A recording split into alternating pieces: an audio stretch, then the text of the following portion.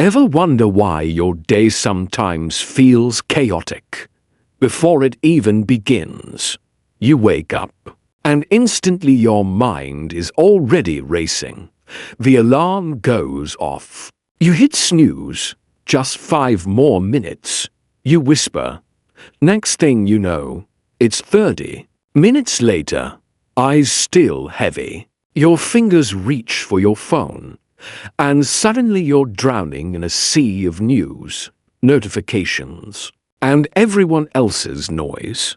Then it hits you. You're late. You scramble out of bed, mind scattered, already behind. But the real problem isn't the clock. It's that your mind is being pulled in every direction except toward yourself. This is the cost of a life without inner discipline. And Stoic philosophy knew this long before the age of smartphones. Inner discipline isn't about becoming emotionless or robotic. It's about training your mind to respond, not react, to lead, not follow, to stop living on autopilot and start living on purpose, because every morning is a battlefield, and the toughest enemy you'll face is you. A Stoic doesn't begin the day by reacting to the world. A Stoic trains the mind the way a warrior trains the body, with intention, repetition, and respect. When you wake up and choose stillness over stimulation, clarity over chaos, your entire day changes. Sure, your productivity improves, but more importantly, something deeper happens. You begin to feel peace. Not because the world is calm, but because you are.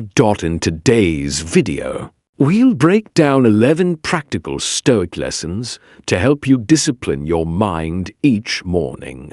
Lessons backed by timeless wisdom and real-life stories that show you exactly how to apply them. Let's begin. Lesson 1. Start quietly. Mornings aren't just the start of a new day. They are the gateway between your subconscious and your waking self.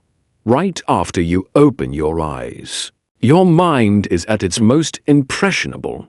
Emotions are still soft. Thoughts haven't fully formed. It's a fragile moment, like the still water before the storm of daily demands. And if you're not careful, that stillness will be hijacked before you even leave the bed. That's why a few minutes of quiet, just 3 to 5 minutes, can change everything. No phone, no talking, no scrolling, just you, sitting, breathing, being. This simple pause is more than a wellness trend, it's your internal reset. Studies show that even a short moment of stillness helps regulate your breath, shift your nervous system into parasympathetic mode, the body's rest and recover state, and lower cortisol, the stress hormone that silently dictates your mood. But more than science, it gives you a message. You are in charge of this day, not the chaos, not the world. You. Take Adam, a tech startup CEO. Every morning, before he checks a single message, he walks to the corner of his room, sits in a chair, closes his eyes, takes 3 deep breaths, and simply sits in silence for 5 minutes. No app, no soundtrack, no labels. Just stillness. His way of reminding himself, I'm alive, I'm here, and I lead this day. Since building this habit, Adam says he no longer reacts impulsively to pressure. He responds with clarity. That's the difference between a scattered mind and a trained one. As Marcus Aurelius once wrote, nowhere can man find a quieter or more untroubled retreat than in his own soul. That line isn't just poetic. It's practical instruction. You don't find peace by chasing it out there. You build it inside, one silent morning at a time. In a world overflowing with noise, news, and non-stop demands, the Stoics discovered something most people still miss today. The only true sanctuary, the only place where we have full control is within. That's why morning stillness isn't just a spiritual ritual or a trendy act of slow living. It's a mental strategy. It's how you start the engine of your mind on your own terms, not with chaos, but with clarity. It's how you begin with intention, not reaction, and it becomes the foundation of a life shaped by discipline, clarity, and self-mastery, just as the Stoics intended. Lesson number 2. Identify the virtue of the day. Each morning, when you open your eyes, the world remains the same. But you're given a brand new chance to decide how you'll live through it. In Stoic philosophy, everything external, money, praise, recognition, can be taken away. But one thing remains fully yours: virtue. And to a Stoic, virtue isn't just a word you hang on the wall. It's a compass, a lens, a practical, everyday tool. So here's your challenge. Each morning, before you dive into the noise, ask yourself a simple but powerful question. What virtue will I live by today? Just one. Patience, honesty, courage, temperance. You don't need a list. You need focus. Pick a virtue and live it fully for that day. Because when you do that, you're not just thinking about the right thing. You're actually doing the right thing, moment by moment, choice by choice. Let's say you choose patience. Suddenly, every delay becomes a practice ground. Traffic. This is your patience training. Someone tests your limits. Another opportunity. You take a deep breath, slow down, and remind yourself, I chose this. I'm here to practice. You stop being a passive reactor. You become a mental athlete training in real time. In the middle of the noise, days like that don't go to waste. They are investments in your character. And more than that, they simplify your mornings. Because so many people wake up not knowing what to do. And so they drift. Worse, they let emotions take the wheel. But when you begin with one virtue, your day has an anchor. Every action gains a center. Your mind becomes harder to shake, harder to distract, harder to manipulate. Marcus Aurelius, the Stoic emperor himself, once wrote in Meditations, "Live as if today were the last day you were granted to live with reason. And if it truly were your last, what would you want filling your mind? Anger, anxiety, envy? Or would you choose calm, courage, quiet honesty, compassion? You choose. And you train. Every single morning. Pick one virtue. Practice it. Observe yourself. Reflect at night. That's how a Stoic sharpens the mind, not in the drama, but in the ordinary motions of everyday life.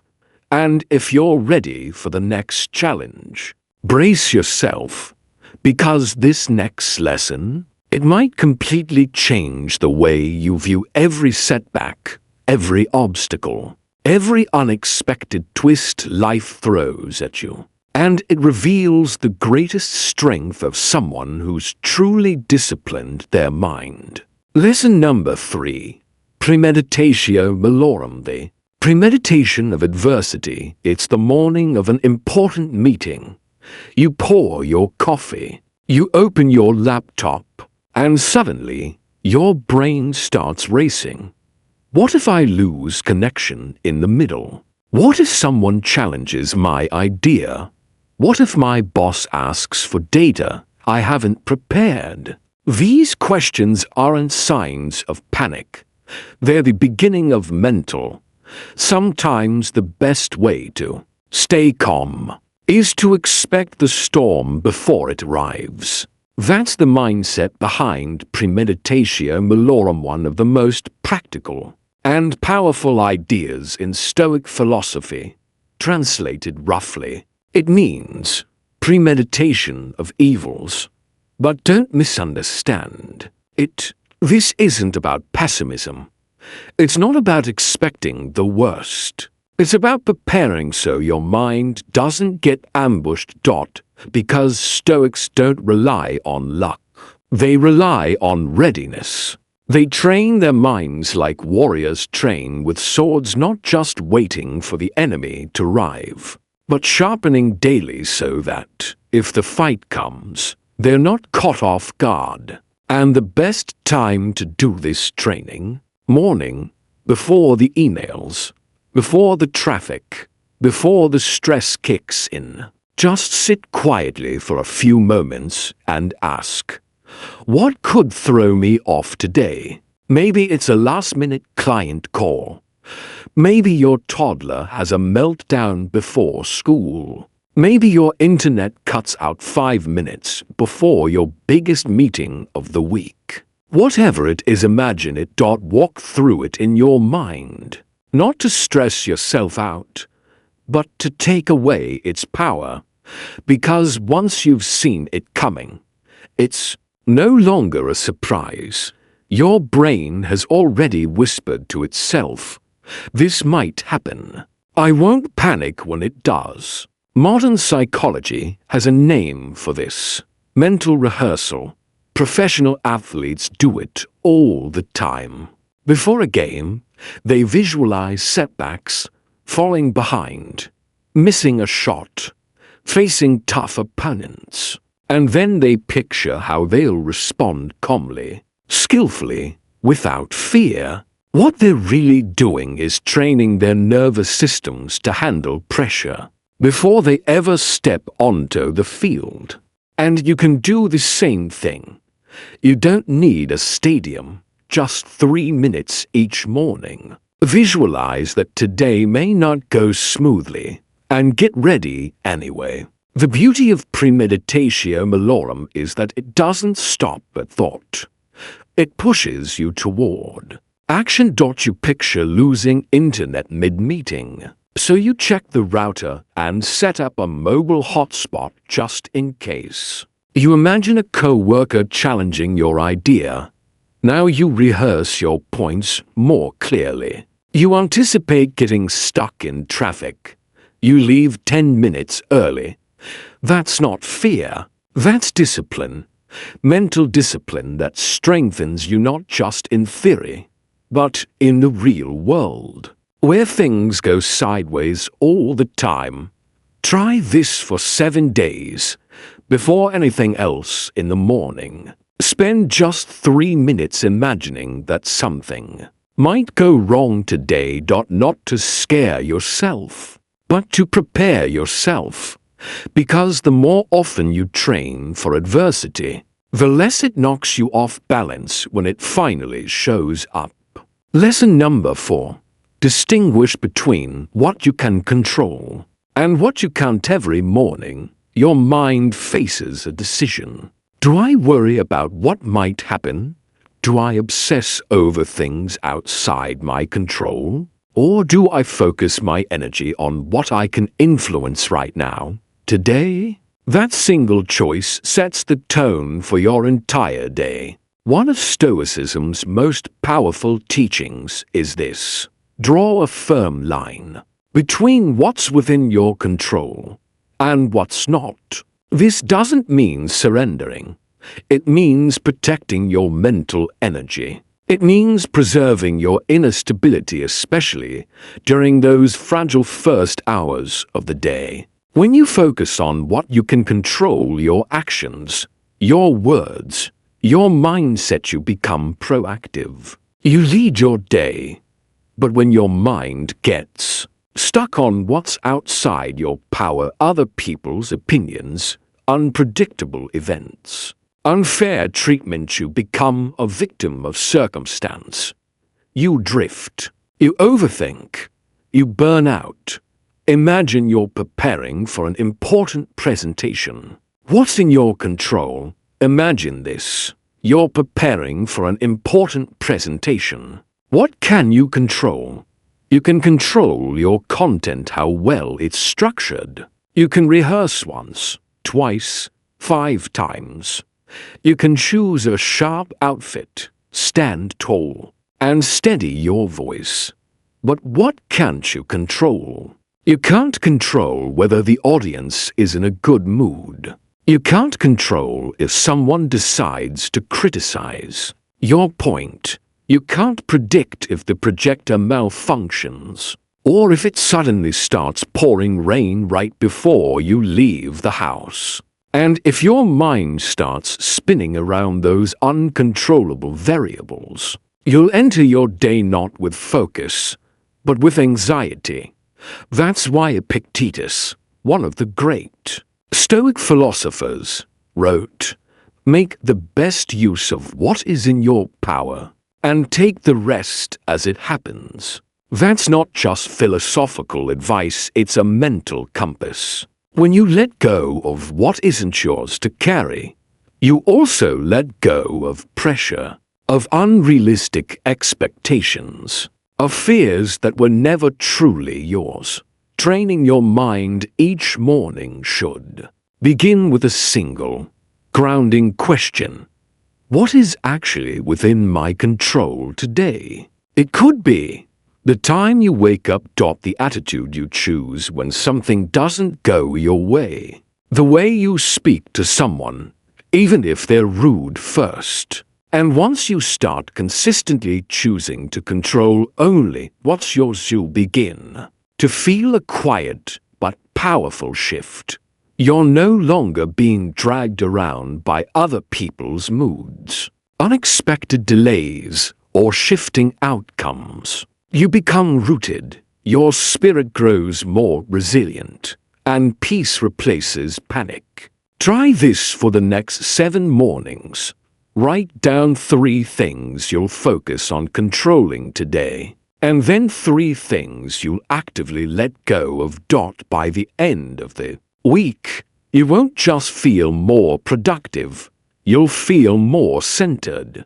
Have you ever caught yourself wasting hours, days, even worrying about something you couldn't change? Drop your story in the comments. We all carry lessons, and your experience could help someone else let go of the weight they're still holding. Lesson number 5.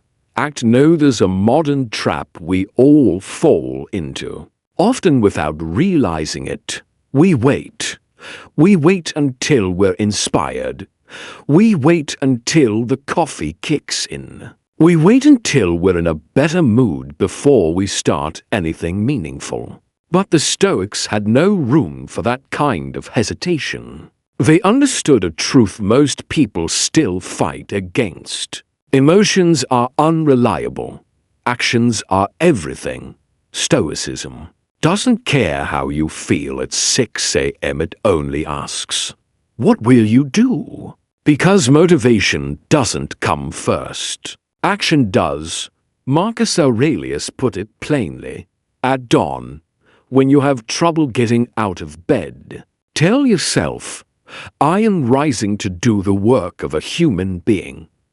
That quote isn't judgment. It's an invitation to return to your nature, to remember you are not a machine driven by mood. You are a human made for meaningful action.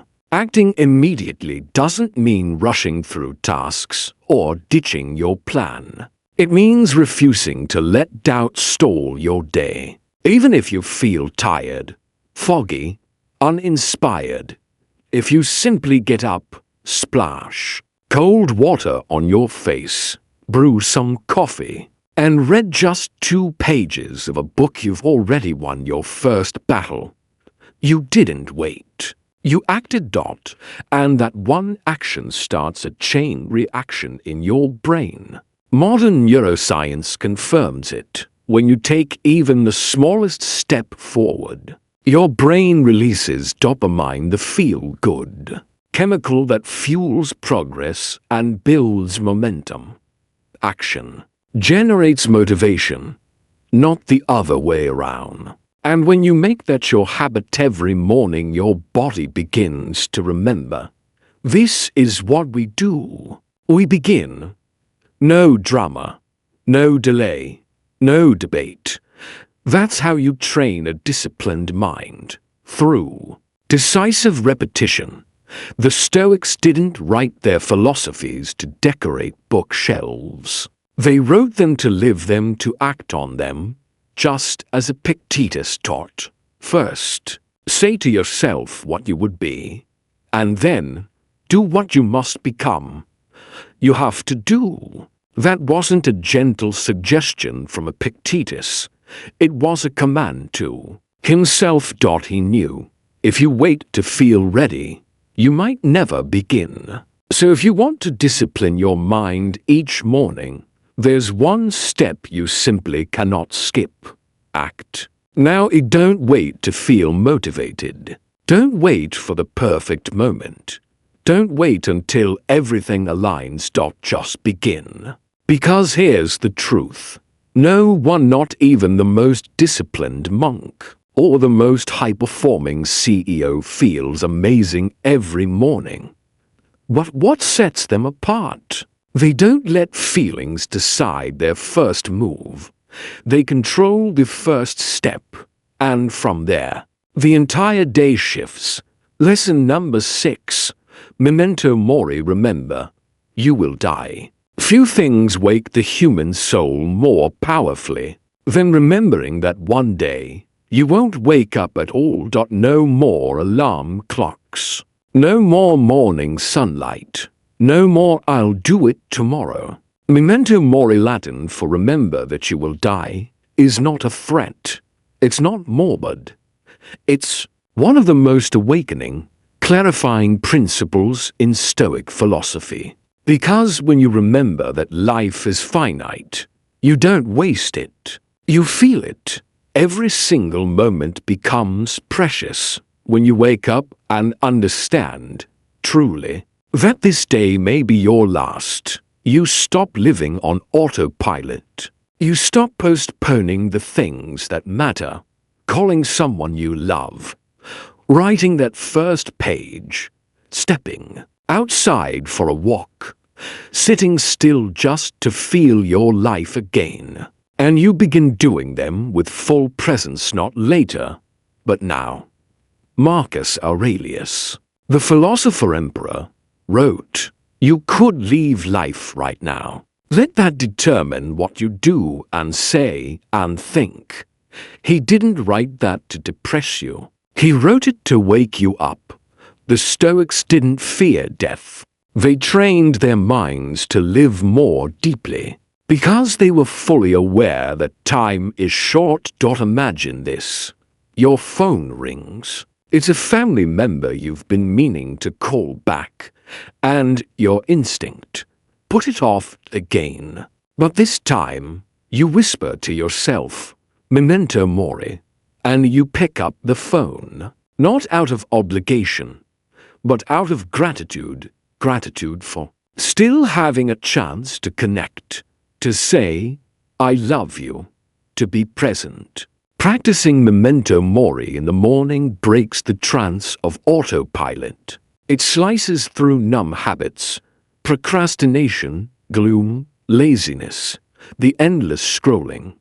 Because when you live like today could be your last, you don't waste the first hour of your day. You use it to love, to lead, to be fully alive. And hey, if you've made it this far in the video, pause with me for just a second. Thank you. We're now halfway through the journey. And the fact that you're still here means something powerful. You're truly making time for what matters. You're training your inner world. You're not just watching.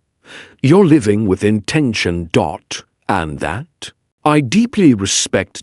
Now, let's move on. If memento mori helps you wake up to life's fragility, then this next lesson Amor Fati will be your compass to embrace everything that the day brings. Lesson number 7. Amor Fati, love of fate. Have you ever noticed something strange? Bad things always seem to happen right when you need the day to go smoothly. You wake up, feeling clear and ready finally. Then suddenly, the air conditioner breaks. It's sweltering. You're sweating. Time is ticking. You're behind schedule. And frustration starts building like a volcano under your skin. Everything was going well. And now, it's ruined by one small inconvenience. But here's where the Stoic path diverges. Because if you've trained your mind with Stoic principles, you won't say why me, you'll say, good. This is necessary. Amor Fati isn't just about tolerating what happens to you. It's not about gritting your teeth through hard moments. It's something deeper, something stronger. It's about actively loving everything that comes your way, good and bad. Because when your mind is truly disciplined, you begin to understand every single event, even the ones that seem frustrating or inconvenient, is part of the universe's grand design. And as a rational being, you're capable of something extraordinary, not just enduring life's difficulties, but transforming them, turning adversity into growth, turning resistance into fuel. Instead of fighting reality, the practitioner of Amor Fati chooses to work with it.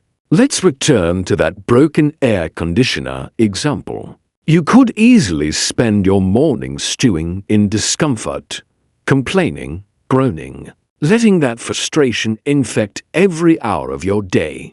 Or you could step outside. Let the heat push you to move, take a short walk.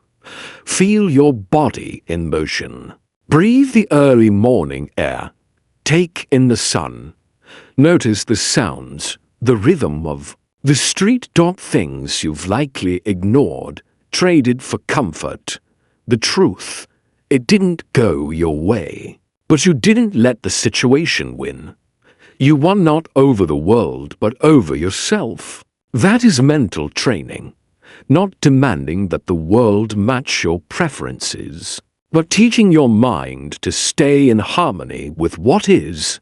Every minor annoyance, rain, traffic, a delayed email, is a subtle test. If you pass, your resilience grows. If you fail, no shame, you'll get another chance tomorrow.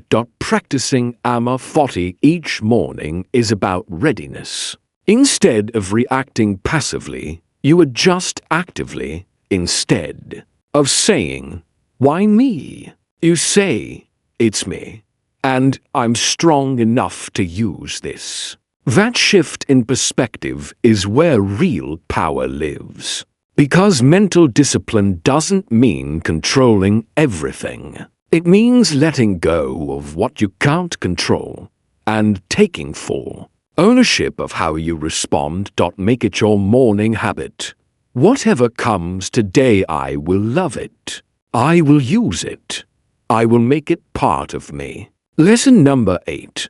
Train your body as you train your mind. You can't build a strong, steady mind in a body that's neglected. No one understood this better than the Stoics. They didn't treat physical strength and mental strength as two separate goals. To them, the body and the mind were one system, a united force rising, falling, and thriving together.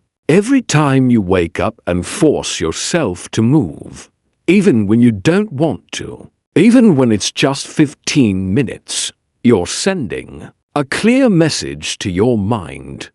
I am in control of myself.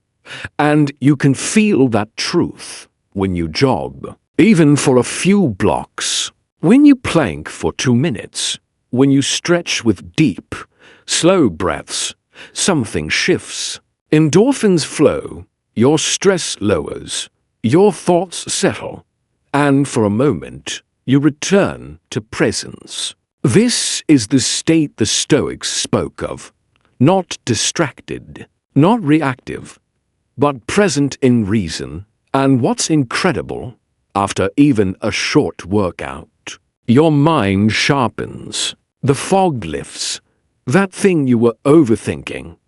It feels manageable. Petty emotions shrink. Decisions become clearer. But this isn't just about fitness. This is about virtue.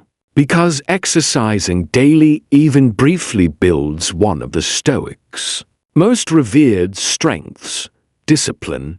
Movement becomes resistance, not just against physical inertia, but against laziness, against procrastination, against the enemies of growth. Every drop of sweat you earn tells your mind, I can do hard things not because I feel like it, but because I know it's right. So if you want to discipline your mind each day, you don't need to train like an Olympic athlete to discipline your body.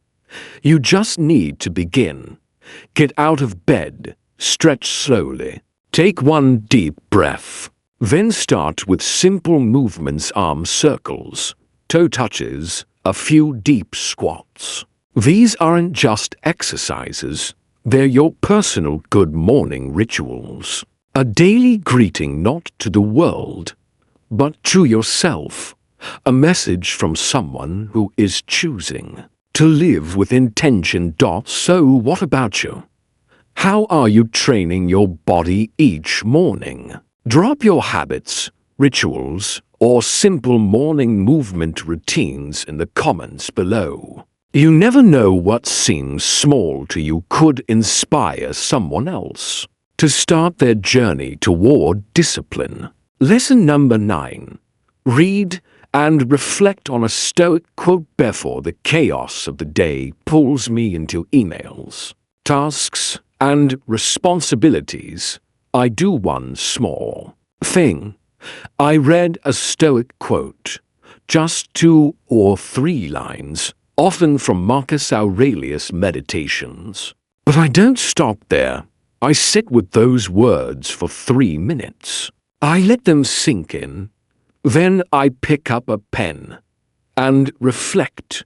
Some days I write about time, others it's about anger, or the art of staying calm in the middle of someone else's chaos. What's surprising is this: those ancient words written thousands of years ago don't feel dusty or distant. They become fuel, direction, even a kind of armor. That's the hidden power of Stoic philosophy. The writings of Marcus Aurelius, Seneca, and Epictetus aren't dogmas. They're mental medicine. Short, sharp ideas that shift your mindset like adjusting a ship's rudder, just enough to keep it from drifting into storms. Because in the morning, your mind is still soft, still open, still programmable. And what you feed it first matters most. If you scroll news headlines first thing, or get lost in someone else's highlight reel on social media, you're setting the tone for anxiety, comparison, and distraction. But if you open your day with something like, you have power over your mind, not outside events. Realize this, and you will find strength. Marcus Aurelius. Suddenly, your center returns. You remember, you have choice, you have agency, you control your response. And reflection is what makes that stick. Writing down a quote is good, but connecting it to your life, That's where the transformation begins. Maybe you read something and realize, I tend to react too quickly when I'm criticized. Today, I'll pause 5 seconds before responding. And just like that, philosophy becomes practice. Modern psychology supports this, too. Studies show that morning journaling plus reflection improves decision-making, focus, emotion regulation, and overall life satisfaction. It's not magic. It's mind maintenance. When you view your life through the lens of a powerful idea, your choices become clearer. You don't just think with more clarity, you start to live with more purpose. That's when the mind truly becomes disciplined. Not through pressure, not through control, but through calm, conscious clarity. And every morning, like that, when you read something timeless and connect it to your moment, you're not just reading a quote, you're reshaping how you see the world. Lesson number 10. Journal each morning is a blank page. But before you write the next chapter of your day, pause and reread the last one. The Stoics never encouraged living in the past, but they always emphasized learning from it. For them, journaling wasn't about storytelling or recording events. It was about thinking clearly, cleansing the mind, and perhaps most importantly, having an honest conversation with yourself. Their practice often revolved around 3 simple but powerful questions. What did I do well today? Where did I fall short? How can I improve tomorrow? Tomorrow isn't a test. It's a mirror for your soul to see itself more clearly, not to criticize, but to understand, not to punish, but to grow. Journaling is your space. There are no supervisors, no checkboxes, no grades, just you, your pen, and your honesty. And you don't have to write much. 5 minutes is enough. The key is consistency. Choose a time that fits your rhythm.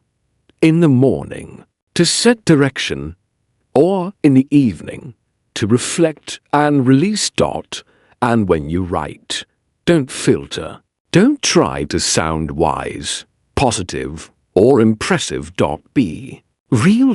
Write as if you're speaking to a wise teacher within yourself. A part of you that doesn't scold, only listens, and gently helps you grow.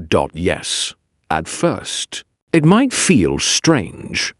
What should I write? Why am I talking to myself? But after just a few days, you'll begin to notice something subtle but powerful.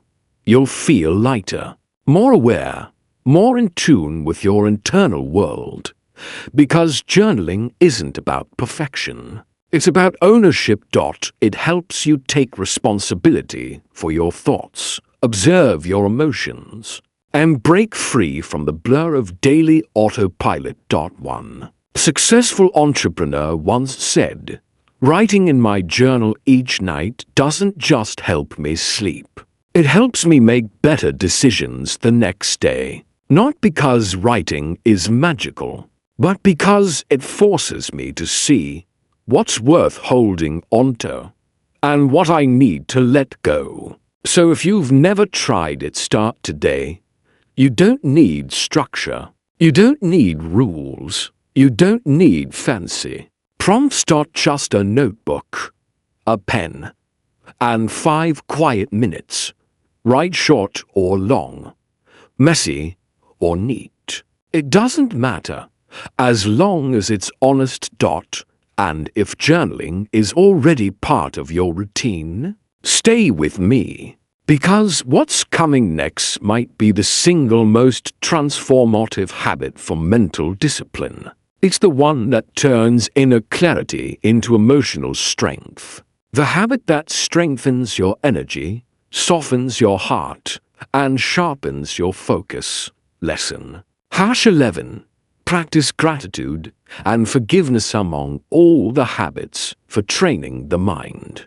There's one that's gentle on the surface, but holds tremendous power underneath. Gratitude and forgiveness.